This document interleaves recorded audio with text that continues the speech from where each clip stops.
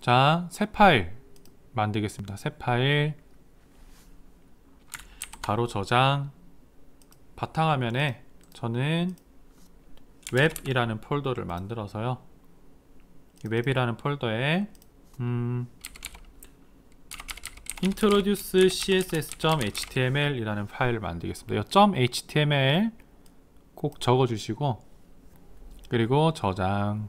그러면 이제 introduce css.html 이라는 파일이 생성이 됐겠죠. 그리고 html 파일 만들면 느낌표 독타입 html 헤드 바디, 그 다음에 헤드에는 메타 태그 해서 요 캐릭터 셋을 utf-ace로 이렇게 해주면 한글이 안 깨진다고 했었죠.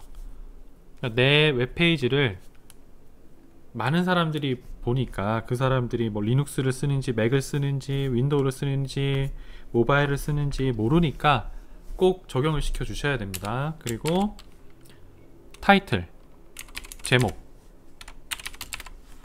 그 웹브라우저 제일 상단에 탭에 뜨는 제목, 얘도 introduce css라고 할게요. 저장하고, 일단 그 제목이랑 뭐 여러가지 문장들을 먼저 한번 써보겠습니다. 자, 뭐 h1 해서 뭐 introduce css, 그 다음에 p 태그 해서 뭐 이것은 문단입니다. 그 다음에 또 p 태그 해서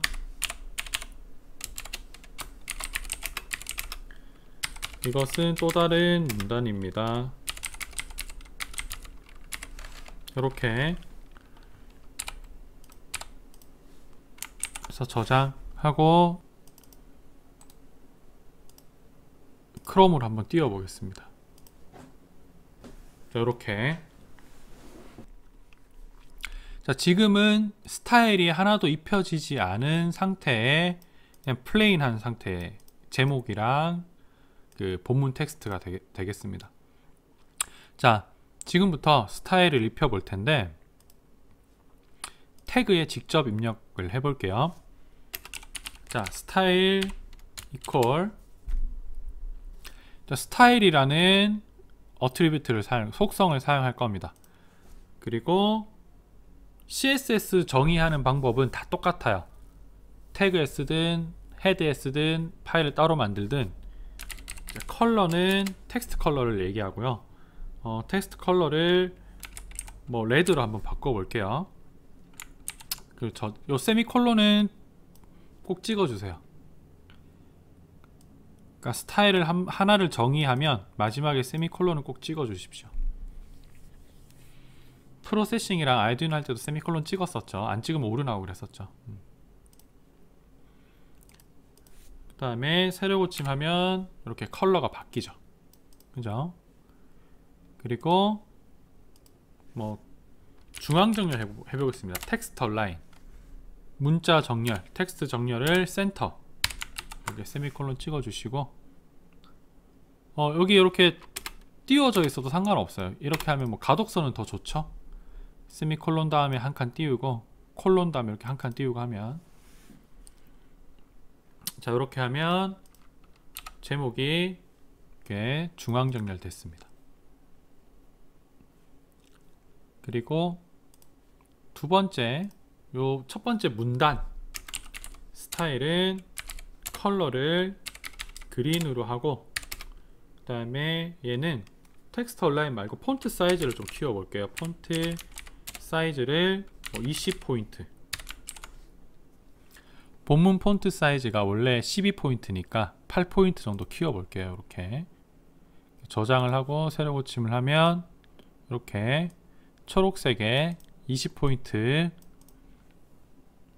스타일이 이렇게 적용이 됐죠. 그리고 얘는 스타일 컬러는 그냥 놔두고 폰트 사이즈를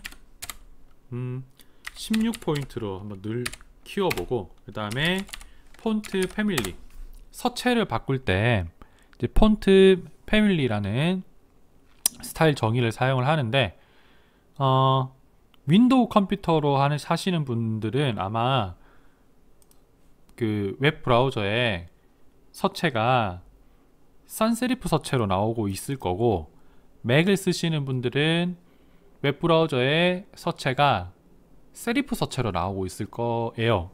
그죠? 맥 쓰시는 분들 세리프로 나오고 있죠.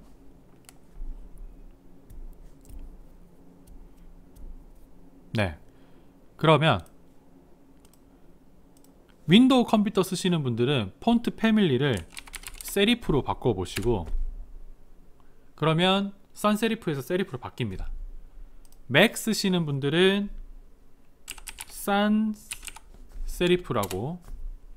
산세리프로 바꿔보세요. 그러면 맥 쓰시는 분들은 세리프가 산세리프로 바뀔 거고, 윈도우 컴퓨터 쓰시는 분들은 산세리프가 세리프로 바뀔 겁니다. 요렇게. 그죠?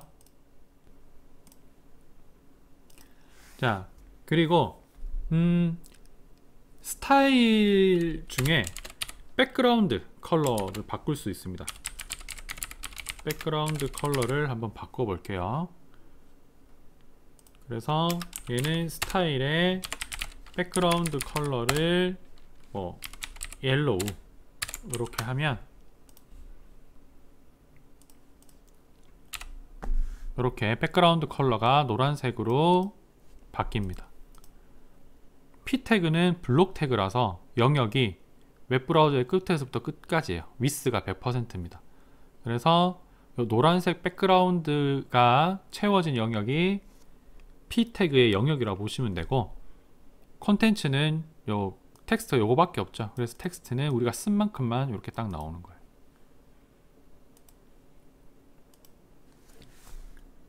자, 그리고 스타일 정의는 아니지만 다양한 태그로 스타일을 입혀 볼 수도 있습니다. 예를 들면 요런 문장이 하나가 있다고 봅시다. 근데 내가 people 이라는 단어만 볼드하게 하고 싶어요. 강조를 하고 싶어. 그러면 people 이라는 단어를 strong 이라는 태그로 이렇게 감싸면 people 이라는 단어만 이렇게 볼드하게 나오게 되고요. 그리고 또 똑같은 문장을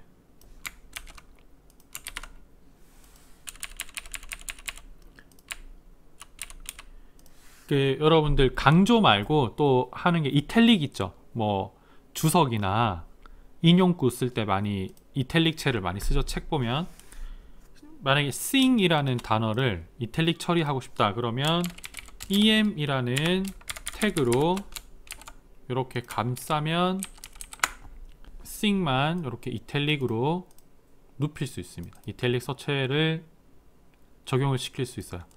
그러니까 strong이랑 em 같은 경우는 스타일 정의는 아니지만 우리가 스타일을 입힌 것처럼 이 태그를 이용해서 볼드하거나 이탈릭으로 특정 단어만 이렇게 스타일을 바꿀 수 있습니다. 그리고 뭐 이런 것도 가능합니다. 만약에 여러분들이 요 U라는 단어에만 백그라운드 컬러를 입히고 싶으면 span이라는 태그가 있습니다. span. 요 태그는 본질적으로 아무런 역할을 안 해요. 뭐 어떤 상태가 바뀌지 않습니다. 뭐 스타일을 적용시키기 위해서 어떤 특정 영역을 묶을 때 사용하는 태그고요. 여기서 스타일 백그라운드 컬러를 뭐 이렇게 입력을 하면 요 U라는 단어만 백그라운드 컬러를 이렇게 입힐 수가 있습니다. 이렇게 특정 영역을 묶을 때 사용하는 태그가 스판 태그예요. 아무런 의미가 없는 태그예요. 여기까지 한번 해보세요.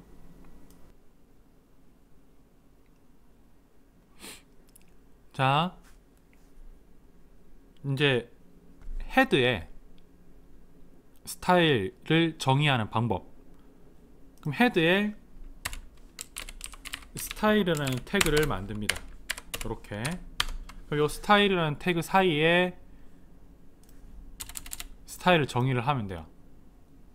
요 안에. 그럼 먼저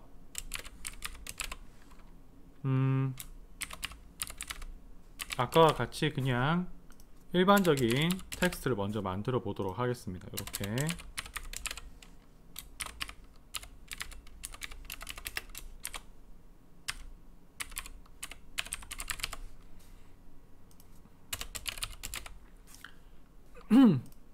내용은 여기 있는 내용 그냥 긁어다가 쓸게요.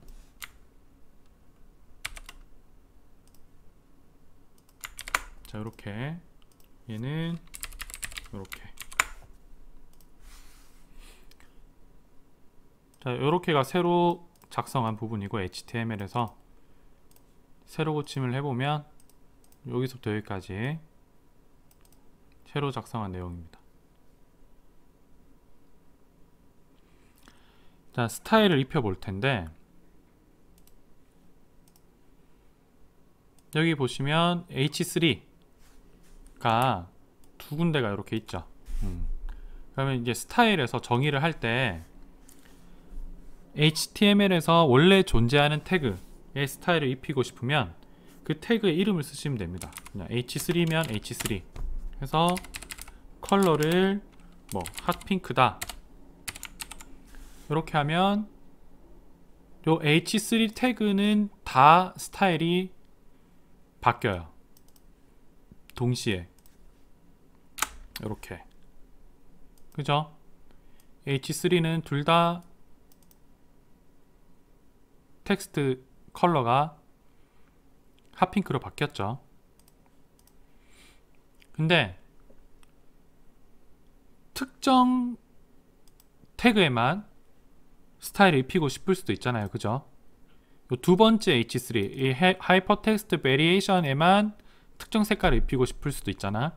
그러면 특정 태그에 이름을 붙여줘야 됩니다. 이름. 여러분들 이름이 하나하나 있으니까 제가 출석도 부르고 뭐 발표도 시키고 하잖아요.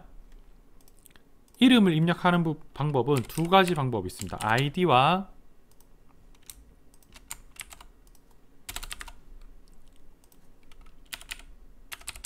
클래스가 있어요. 둘 다 이제 이름을 부여하는 방법인데 어떤 차이점이 있냐?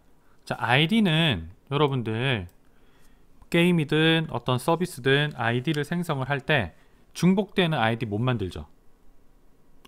여러분들 뭐 id 생성하려고 그러면 이미 존재하는 id입니다 이렇게 나오죠. 중복되면. 그래서 id는 HTML 문서 전체를 통틀어서 한 번밖에 사용하지 못합니다. 중복해서 사용할 수 없어요. id의 특성이죠. 여러분들 id 생성할 때 생각해 보시면 돼요. 클래스는 여러 번 사용할 수 있습니다. 중복돼서 여러 번 사용할 수 있고요. 같은 클래스 이름을 가지고 있으면 똑같은 스타일이 적용이 돼요. 그러니까 클래스 이름이 같으면 똑같은 스타일을 적용시킬 수 있습니다. 이번 시간에는 클래스를 사용을 할 겁니다. 그래서 얘는 클래스 이름이 뭐 header3이라고 이름을 짓겠습니다. 그러면 이 h3 태그의 클래스는 header3이 되는 거예요. 그러면 스타일에서 header3에 특정 스타일을 입히세요 라고 정의를 해야 되겠죠. 클래스는 점으로 앞에 점이 붙어요. 이렇게 점 header3 하면 클래스 header3을 뜻합니다. id는 샵이에요. 샵은 id를 뜻하고 점은 클래스를 뜻하는데 지금 우리는 id를 사용하지 않고 클래스를 사용하죠. 그래서 점 헤더 3 해서 컬러를 뭐 블루라고 하면 요 두 번째 H3만 파란색으로 바뀔 겁니다. 이렇게. 그죠?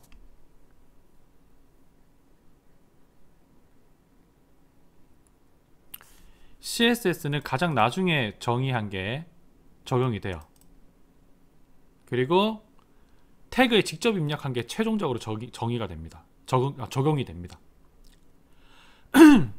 만약에 지금 보시면 H3 해서 핫핑크 하고 헤더 3 해서 블루라고 했는데 최종적으로 블루가 적용이 됐죠. 왜냐하면 제일 마지막에 블루라고 적용시켰기 때문에. 만약에 태그에 직접 스타일 이퀄 컬러 해서 뭐 레드라고 했으면 태그에 직접 입력한 스타일이 마지막 최종적으로 적용이 돼요. 이해됐죠? 이거 뭐 어렵지 않죠? 적용되는 순서는.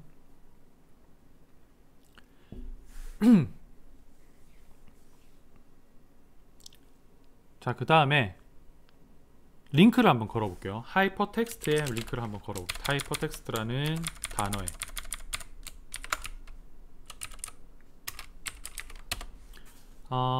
링크 주소는 뭘 해볼까? 링크 주소는 하이퍼텍스트라는 위키피디아 영문 위키피디아 주소를 링크를 걸겠습니다.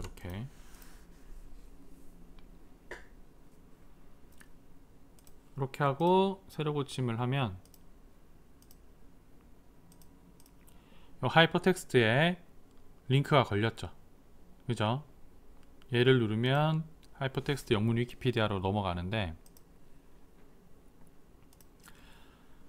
자, 링크가 걸린 하이퍼텍스트의 기본 스타일은 여러분들 많이 봐서 알 거예요. 파란색 글씨에 밑줄이 그어져 있죠. 언더라인. 그리고 여러분들이 그 하이퍼텍스트를 클릭해서 어떤 페이지로 넘어갔다가 다시 돌아오면 보라색으로 이렇게 바뀌어져 있어요. 지금 보라색이죠. 왜냐하면 이 하이퍼텍스트라는 위키피디아에 이미 방문을 했기 때문에.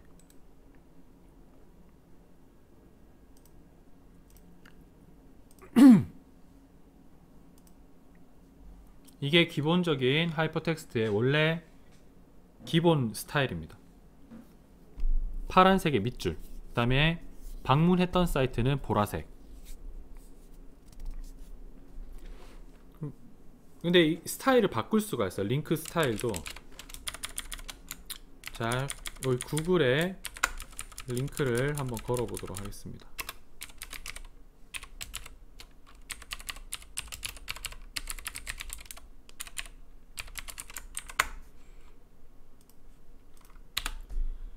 여기 링크가 걸렸죠. 근데 구글은 제가 이미 접속을 했기 때문에 아까 그 하이퍼텍스트 검색을 하면서 이미 방문한 사이트로 나오지. 그래서 얘를 방문하지 않은 사이트로 방문하지 않은 사이트가 뭐가 있을까? 네이트닷컴 한번 해봅시다. 네이트닷컴. 방문할 이유가 전혀 없는,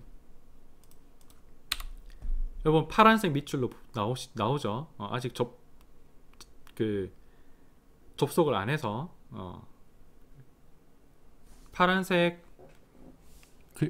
파란색에 밑줄이 그어져 있는 형태.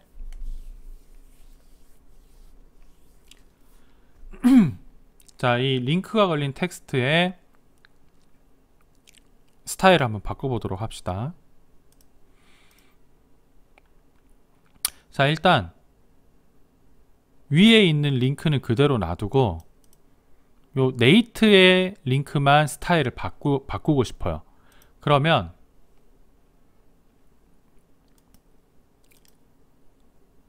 여기에 이름을 따로 부여를 할 겁니다.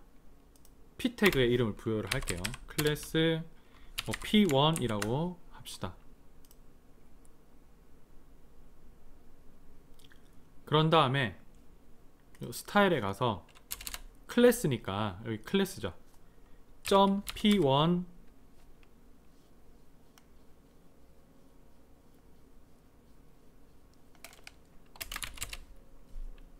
그 다음에 이 A 태그는 P 태그 안에 속해 있죠. 그죠? 그래서 이 A 태그의 스타일을 주기 위해서는 P 태그 안에 A 태그란 뜻으로 P1 띄우고 A라고 쓰면 P1이라는 클래스 안에 있는 A 태그를 뜻해요.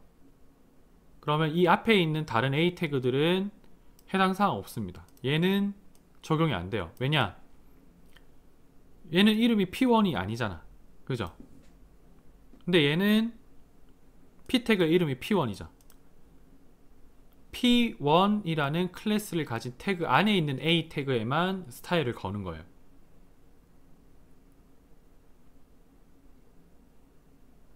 그래서 요 native.com 링크가 걸린 요 링크만 스타일이 바뀌게 됩니다.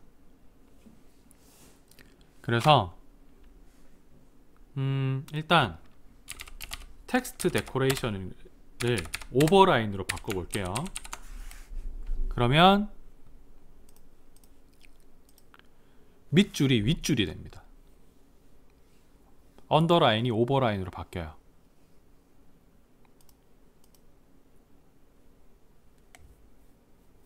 혹은 텍스트 데코레이션을 none, 없음으로 하면 줄이 없어집니다.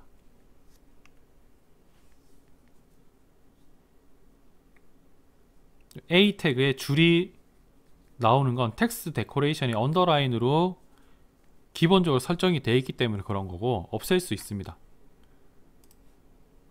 네, 일단 우리는 오버라인으로 일단 해놔 볼게요. 눈에 더 잘 띄게 이렇게 오버라인 바꿀 수 있다는 거 한번 바꿔보세요. 오버라인으로.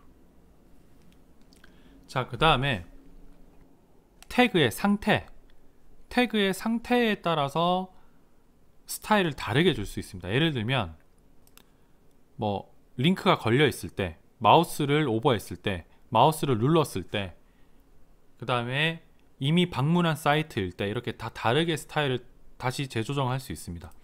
예를 들어서 P1의 A 태그의 링크, 기본 링크의 색깔을 크림슨, 붉은색으로 바꿀 수 있어요. 그러면 색깔이 붉은색으로 바뀌었죠. 링크가 걸린 텍스트의 기본 색깔이 파란색이 아니라 내가 원하는 색깔로 바꿀 수가 있습니다. 이렇게 링크 A 태그의 기본 링크 색깔을 크림스 색깔로 바꿔라 라는 뜻입니다. 그 다음에 A 태그에 호버라는 게 있어요. 호버는 기본적으로 그러니까 경계면에 뭐 지면이나 수면에 아주 살짝 떠 있는 걸 호버라 그러죠. 그래서 이 호버는 마우스를 올렸을 때 라는 뜻이에요. 그래서 마우스를 올리면 컬러를 좀 다른 색깔로, 사이언 색깔로 바꿔라. 이렇게 해서 저장한 다음에 새로 고침을 하고 마우스를 올려보면 사이언 색깔로 바뀌었죠. 시안 이렇게, 그죠? 그 다음에 이런 것도 가능합니다. .p1의 A 태그에 이제 마우스를 인터랙션 할 때 우리가 이렇게 한번 이렇게 딸깍 하는 걸 클릭이라 그러고요. 마우스 버튼을 꾹 누르고 있는 걸 프레스드라 그러고, 마우스 버튼에서 손가락을 떼는 걸 릴리즈라 그래요. 그래서 액티브 마우스 버튼을 눌렀을 때의 컬러는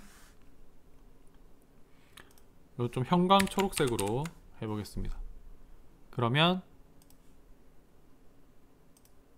자, 링크의 기본 색깔은 크림슨, 마우스를 오버했을 때는 시안, 그 다음에 마우스 버튼을 눌렀을 때는 이 초록색으로 바뀌고 마우스를 릴리즈하면 네이트닷컴으로 가죠. 그리고 네이트닷컴으로 갔다가 다시 백을 하면 이미 방문한 사이트이기 때문에 보라색으로 바뀌어 있죠. 그죠? 이미 방문한 사이트이기 때문에 보라색으로 바뀌어 있습니다. 근데 이제 이미 방문한 사이트의 색깔도 바꿔볼게요. P1A에 방문했다 visited죠.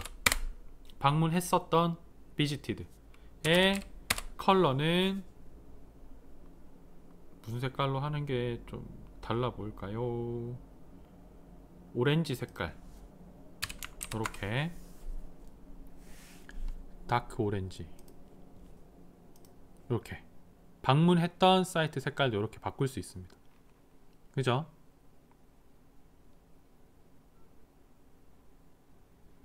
이렇게 각각의 상태에 따라서 다른 스타일을 입힐 수가 있습니다. 여기까지 한번 해보세요. 마우스 오버 액티브 이런 것들은 A 태그가 아니더라도 뭐 버튼이나 다른 태그들에 다 적용을 할 수가 있어요. 그거는 차차 아마 다음 주에 배우게 될 겁니다. CSS 인터랙션 좀 더 진행을 하면 다음 주에 다루게 될 겁니다. 일단 여기까지 한번 해보시고요. 자, 이제부터 뭘 할 거냐면 HTML 파일과 CSS 파일을 분리를 시킬 거예요. HTML 파일과 CSS 파일을 분리를 시킬 건데, 일단 파일을 새 파일 만들고 바로 저장. 저는 웹이라는 폴더에, 아니다, 내 학번 A399299라는 폴더에 index.html 저장을 할게요. 그 다음에 또 새 파일 저장. 아까 index.html 저장한 폴더와 같은 폴더, 그러니까 내 학번 폴더에 style.css. 자, 이 .css 꼭 치셔야 됩니다. .css 확장자 제발 까먹지 말고 입력해줘. 확장자 까먹는 사람 꽤 많아. 이 확장자를 적어줘야 아, 이게 CSS 파일이구나 라고 컴퓨터에서 알게 돼요. 안 하면 컴퓨터 몰라. 컴퓨터 바보라서. 저장. 그러면 이제 index.html과 style.css가 같은 폴더에 있게 이렇게 만들어 주시면 됩니다. 자, 그 다음에 index.html 가서 느낌표 독타입, 이거는 뭐 이제 자동으로 나와야 돼요. 자동, 완전 자동. 막 이렇게 막 그냥 손이 막 가야 돼. 그냥 막 손이 막 자동으로 막 이렇게.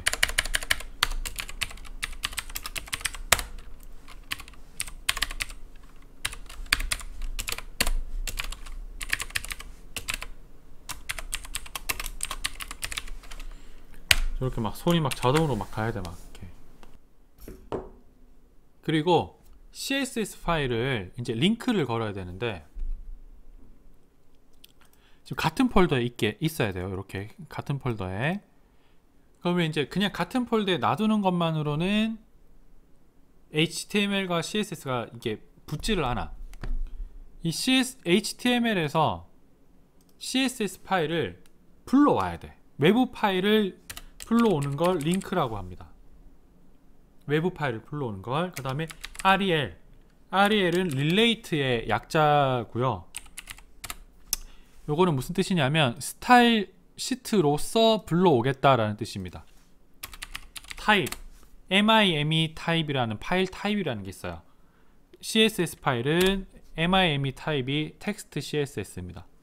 그리고 href, 하이퍼링크 레퍼런스, 그러니까 CSS 파일의 경로는 같은 폴더에 있으니까 그냥 우리가 만든 style.css를 적어주시면 돼요. 요렇게 불러오시면 됩니다. 요 마지막에 style.css는 우리가 새로 생성한 CSS 파일 이름과 확장자. 이게 가장 기본적인 구조예요. 이제 앞으로 이제 우리가 만들 CSS 링크 거는 것까지 이렇게. 그리고 이제 저는 개인적으로 CSS 파일이 제대로 링크 됐는지 어떻게 알아보냐 하면 이 스타일 시트로 가서 바디,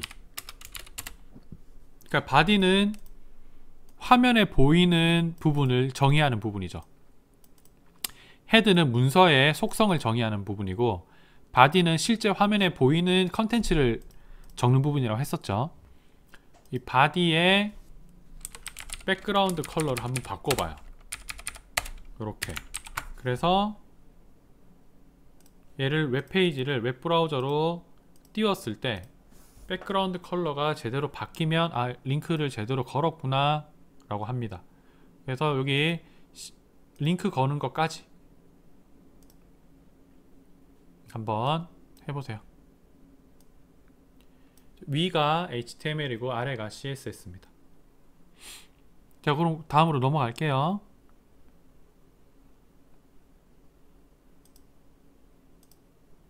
자, 이제 약간 이제 인터랙티브한 부분으로 조금 넘어가도록 하겠습니다. 자, 우리가 이번 학기에 이제 배울 게, 그러니까 자바스크립트는 안 배우지만 HTML과 CSS를 이용해서 인터랙티브한 페이지를 만드는 걸 배울 텐데, 왜냐하면 인터랙션 랩 3이기 때문에. 자, 버튼을 한번 만들어 볼게요. H3 해서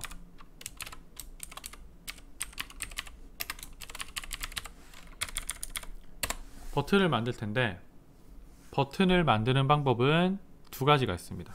첫 번째, 인풋 태그를 이용하는 방법. 그 다음에 두 번째, 버튼 태그를 이용하는 방법.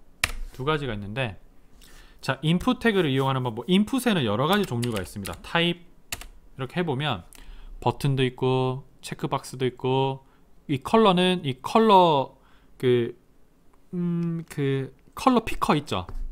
포토샵 같은 데 나오는. 그 다음에 뭐 데이트는 달력이 나오고, 그 다음에 뭐 라디오 버튼, 뭐 그 다음에 영역 정하는 레인지, 내가 어디서부터 어디까지 이렇게 바 조절해 가지고 영역 정하는 그런 버튼.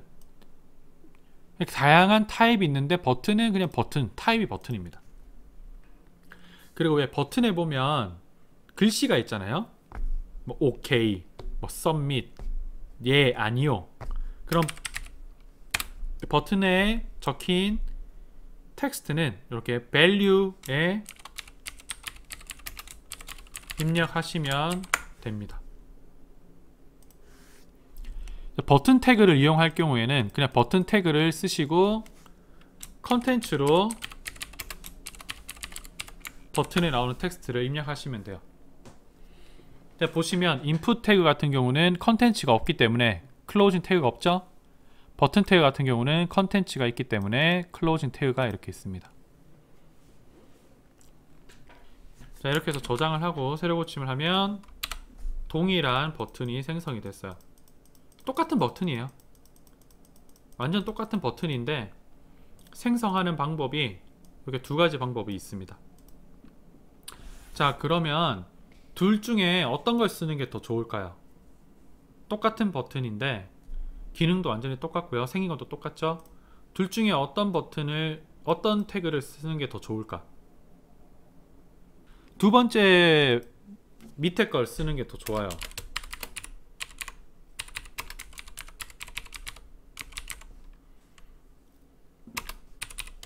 왜 그럴까? 왜 밑에 걸 쓰는 게 더 좋을까요?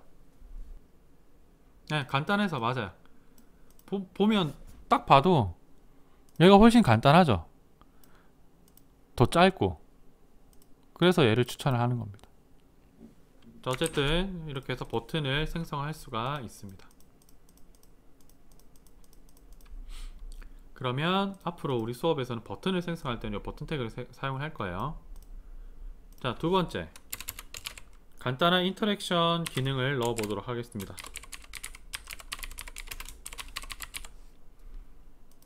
자, 버튼을 하나 생성할 건데, 이 버튼은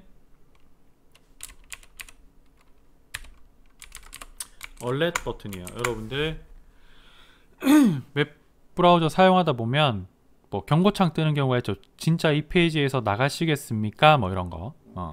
얼렛창을 띄우는 버튼을 만들 건데, 그냥 이렇게 얼렛이라고 하면 아무 기능이 없죠. 지금 버튼 생성만 한 거고, 지금 보시면 아무런 기능이 없습니다. 눌리긴 눌리지만 버튼이라. 얼렛창을 띄우는 건 onClick 이라는 속성을 사용을 하는데, onClick이 그냥 클릭했을 때 라는 뜻이죠. 클릭했을 때 얼렛창 띄우는 건 그냥 얼렛이에요. 얼렛 가로 열고, 요 다운편에는 얼렛 메시지는 원하는 메시지 아무거나 넣으시면 됩니다. 주의하실 점은 요 얼렛 메시지는 다운표가 하나라는 거, 요거 주의하시고, 자, 요렇게 해서 저장을 한 다음에 새로 고침을 하고 얼렛 버튼을 눌러 보시면 이렇게 얼렛 창이 뜨죠. 요거는 이제 입력한 메시지, 그리고 확인 누르면 얼렛 창이 없어집니다. 이렇게. 간단하죠? 별거 없죠. 얼렛 창 요 부분. 자, 그 다음에 버튼에 링크를 한번 걸어 볼게요. 구글이라는 버튼을 만들고 onClick 클릭했을 때 어떤 위치로 이동하는 거잖아요. 링크가 어떤 위치로 이동하는 거잖아요. 그래서 로케이션, 위치의 하이퍼링크 레퍼런스, 위치의 주소는 요 안에 있는 주소는 보시면 또 이게 다운표가 하나여야 됩니다. 그래서 https google.com 이렇게. 요 다운표 주의하세요. 얘는 다운표 하나짜리입니다. 이렇게 클릭하면 위치를 변환시키는데, 참조할 위치가 google.com이다 라는 소리입니다. 자, 이렇게 하면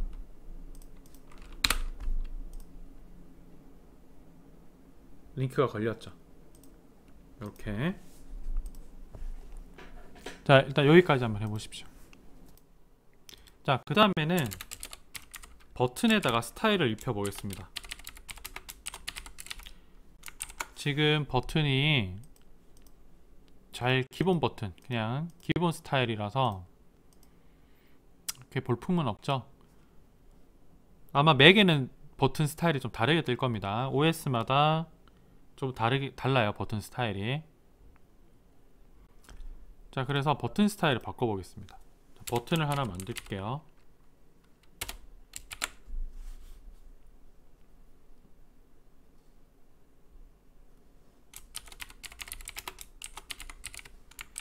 이렇게 버튼을 하나 만들고, 지금은 스타일을 안 입혔기 때문에 그냥 보통 일반 버튼이랑 똑같이 생겼죠.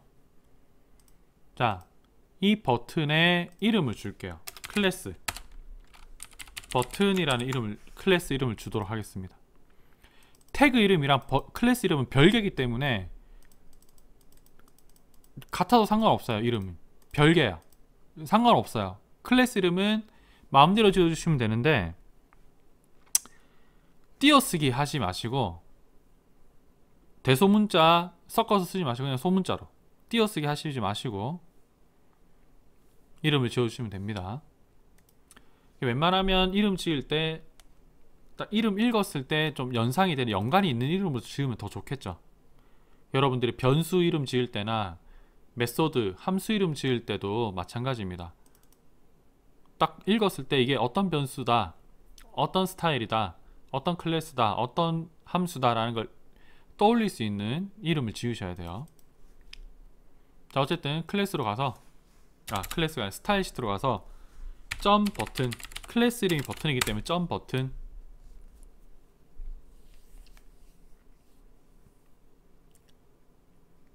일단 배경 색깔부터 바꿔볼게요. 버튼의 배경 색깔, 뭐 배경 색깔은 뭐 백그라운드 컬러겠죠.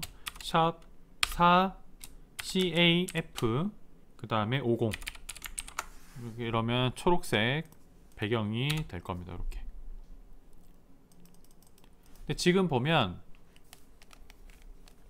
배경색을 줬는데 이 버튼 스타일이 되게 1990년 초반, 아 그때 여러분들 안 태어났구나. 하여튼 되게 옛날 스타일 버튼으로 바뀌었죠. 이렇게 엠보스드 된거, 엠보싱 된거. 어우 너무 촌스러워. 이거 볼 수가 없죠 이거. 그래서 요 가장자리에 요 엠보싱을 없앨 건데, 경계면, 가장자리라는 뜻이 영어로 보더죠. 보더를 none, 없음, 가장자리, 경계면 없음 하면 저게 없어집니다. 보더. 되게 간단하죠. 외계어가 아니니까, 그냥 사람 쓰는 언어니까 그냥 우리가 생각하는 그 언어대로 쓰시면 돼요. 보더, none, 없음. 그 다음에 컬러는 뭐예요? 텍스트 컬러를 그냥 컬러라 그러죠. 텍스트 컬러는 화이트, 흰색으로 이렇게 약간 어두운 초록색이라서 흰색이 좀 더 잘 보이죠. 그 다음에 폰트 사이즈를 16포인트. 폰트 사이즈를 좀 키우면 버튼 크기도 같이 커집니다. 폰트 사이즈 조금 더 키울게요. 좀 더 잘 보이게 하기 위해서 20포인트. 이렇게 요렇게. 그죠? 근데 얘의 문제가 뭐냐면 글씨가 작을 때는 상관이 없는데, 아이고, 글씨가 커졌는데도 버튼 경계면과, 여기 보시면 버튼에 요 가장자리 경계면과 텍스트, 그러니까 컨텐츠라고 부르면 되겠죠. 텍스트의 간격이 너무 좁죠. 그러니까 간격이, 글씨가 작을 때는 그 간격이 대충 맞았어. 근데 글씨도 키우면 어떻게 돼? 텍스트 컨텐츠와 경계 간격 사이가 좀 벌어져야 버튼이 좀 이쁘겠죠. 그래서 이 컨텐츠와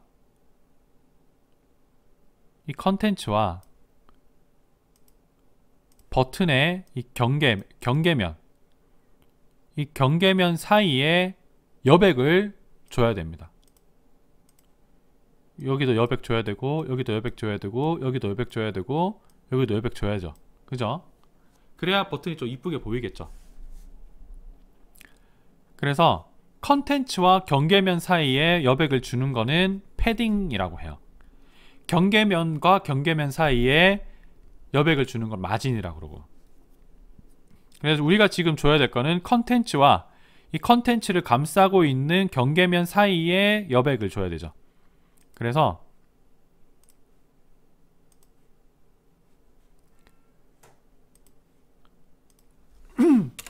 패딩 30픽셀 이렇게 하면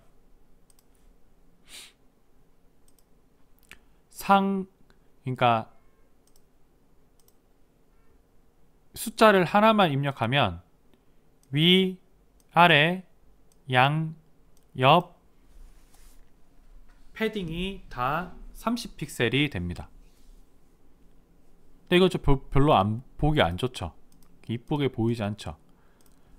그러면 어떻게 하면 더 이뻐 보이냐? 위아래 간격은 또 좀 더 좁히고 양옆 간격을 좀 더 넓히면 좀 더 이뻐 보이겠죠. 그죠? 그래서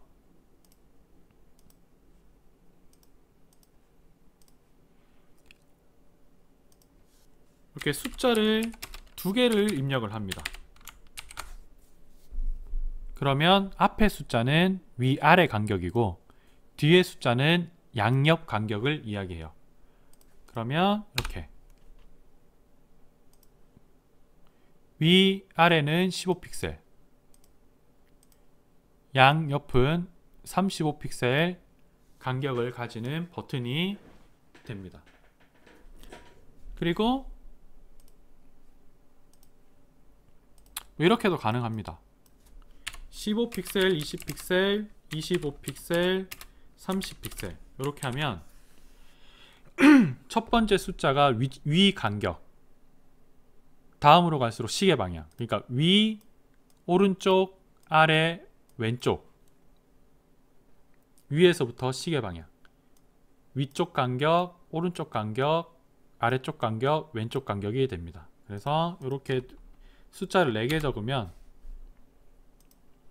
위에서부터 15픽셀, 그 다음에 시계 방향으로 20픽셀, 그 다음에 25픽셀, 그 다음에 이렇게 30픽셀 이렇게 간격을 줄 수도 있어요. 숫자를 하나 입력하면 상하 좌우 다 같은 간격, 숫자를 2개 입력하면 앞에 숫자는 상하, 뒤에 숫자는 양옆, 그 다음에 숫자를 4개 입력하면 제일 앞에 숫자가 위, 그 다음부터 시계 방향으로 간격을 조절할 수가 있습니다. 근데 우리는 위아래 똑같이 양옆 똑같이 하면 되기 때문에 숫자를 이렇게 2개 적어주는 형태로 위아래는 15픽셀, 양옆은 35픽셀 간격을 주는 형태로 하시면 됩니다. 숫자 3개 적으면 에러 나요. 에러 난다기보다는 적용이 안 되겠지. 웹페이지에서 에러 나는 경우는 없으니까. 자, 그 다음에 우리가 어떤 기능을 하는 버튼에 마우스를 딱 올리면 손가락 나타나는 경우 있죠. 그래서 보통 뭐 웹페이지 뿐만 아니라 응용 프로그램에서도 마우스 버튼 올리면 이제 손가락 올라가는 거, 보통 링크 걸려 있으면 손가락으로 변하잖아요. 버튼 같은 경우는 커서를 이제 커서 종류를 바꿀 수가 있습니다. 포인터, 커서 종류를 포인터로 바꾸면 버튼에 마우스를 올리면 이렇게 손가락 모양으로 바뀌어요. 포인터. 뭐 다른 모양으로 바꿀 수도 있습니다. 뭐 예를 들면 무브 바꾸면 우리 뭐 어떤 창 같은 거 이동시킬 때 이렇게 화살표 나오죠. 이런 마우스 커서로도 바꿀 수도 있고, 그 다음에 크로스 헤어라인, 크로스 헤어로 하면 그냥 십자가 뭐 이런 거로도 바꿀 수 있고, 오퍼레이팅 시스템에서 쓰이는 마우스 커서의 다양한 모양으로 바꿀 수 있는데 우리는 보통 이제 그 버튼에는 이 손가락 모양을 많이 쓰니까 포인터로 이렇게 바꾸도록 합시다. 이렇게 마우스를 버튼에 오버하면 이렇게 손가락 포인터 모양으로 바뀌는 거. 자, 여기까지 한번 해봅시다. 여기까지 이렇게.